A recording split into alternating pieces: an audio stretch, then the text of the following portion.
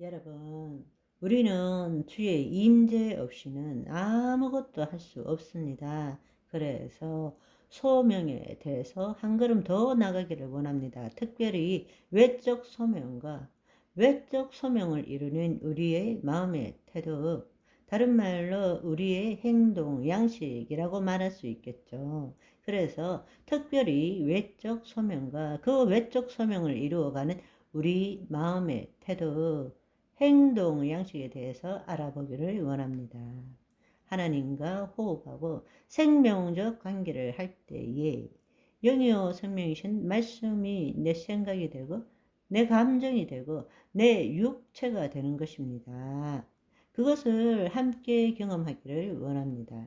우리의 몸이 하나님의 생명을 경험하는 것, 그것이 하나님의 통치, 하나님의 나라고 그것이 우리 안에서 이루어지는 것이고, 모든 인간, 하나님을 믿는 인간이 가져야 될 첫 번째 제일 가는 소명, 내적 소명입니다. 이것이 내 삶의 이 내적 소명을 처음 할 때 내 삶의 변화가 일어날 뿐만 아니라 세상을 변화시킬 수 있는 첫 출발이 되는 것입니다. 내가 살아가면서 행하는 모든 일에 하나님이 나타나시기 때문입니다. 아멘. 우리가 내적 소명을 이룬다라는 것은 마침내 때가 이르러서 하나님 나라가 이루어진다. 이 땅에 하나님의 통치가 회복되어지는 것은 우리의 몸을 통해서입니다. 그분은 우리의 영 안에 와 계시고 우리의 몸이 하나님의 생명을 경험할 때부터 우리의 몸을 통해서 하나님께서는 이 세상에 그의 통치권을 회복하신다는 사실입니다. 성경적으로 말하자면 우리가 우리 안에 계신 하나님 나라를 경험하는 것이 바로 첫 번째 내적 소명입니다. 우리의 몸을 통해서 하나님께서 이제 뜻이 하늘에서 이룬 것 같이 땅에서 그분의 뜻을 바로 우리를 통해서 이루는 것이죠. 그것이 바로 외적 소명이라는 것입니다.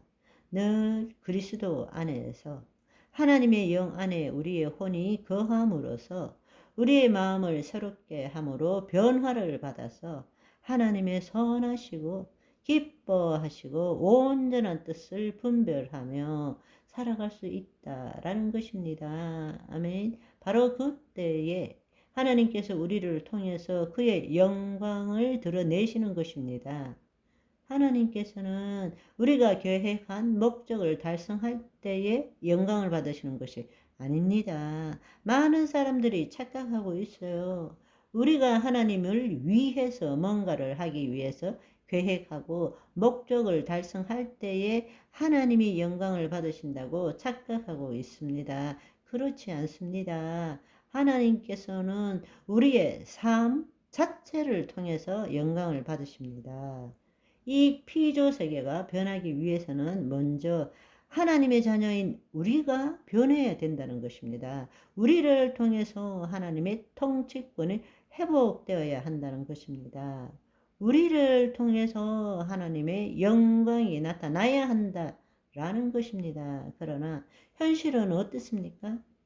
우리의 영혼, 몸은 법적으로 온전히 구원을 받았지만 지금 현실적으로는 영은 구원을 받았지만 혼과 몸은 여전히 이 타락한 세상에서 관계하면서 이 혼이 자신의 생각과 감정을 자신과 동일시해서 만들어진 거짓자가 주체가 된 삶을 살아가고 있다라는 것입니다. 거짓자가 주체가 되어서 지금보다 더 나은 그리스도인 또 나아가서는 거짓자를 포기하지 않고 스스로 예수 그리스도를 닮아가고자 하는 것입니다. 하나님과 분리된 채로 자기가 주인이 되어서 지금보다 더 나은 그리스도인 또 그리스도를 닮아가고자 하는 것은 성육신적인 삶이 아니라 탈육신적인 삶이고 하나님을 거절하는 것과 동일한 것을 알지 못하고 있습니다. 자기의 의로 힘써 하나님께 복종치 않는 삶을 살고 있다는 것입니다. 한편으로 이 세상에서 자신의 욕구를 채우기 위해서 자신의 뜻을 이루는 삶을 살고 있거나 또 자신이 하나님을 위해서 최선을 다하는 삶을 살고 있는 것입니다. 하나님은 우리 스스로가 하나님을 위해서 최선을 다하는 삶을 사는 거 원치 않습니다. 하나님은 우리를 통치하시기를 원하시고, 즉 하나님의 나라가 임하기를 원하시고, 뜻이 하늘에서 이룬 같이 땅에서 이루어지기를 원하십니다. 아멘. 실제적인 가장 큰 문제는 거짓자는 자신의 정체성을 지키기 위해서 혼이 늘 생각이나 감정을 선택하도록 하고, 주님의 생명에 사로잡히는 것보다는 어떤 행동을 하는 것이 더 중요하다고 믿게 하는 데 있습니다. 그것이 가장 큰 문제입니다.